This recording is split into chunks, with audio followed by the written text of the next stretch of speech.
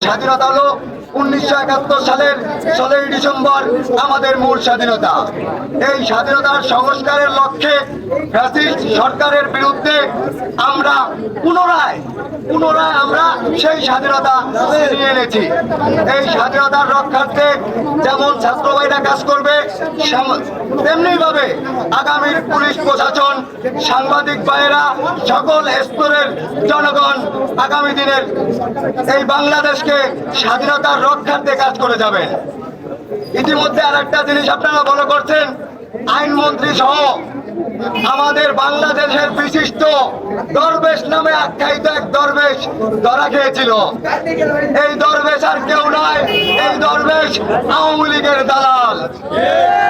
এই দালালের মধ্য দিয়ে প্রত্যেকটি বিচার বিভাগ বিশ্লেষণ করে এদেশের মানুষের হত্যার বিচার করা হবে। আপনারা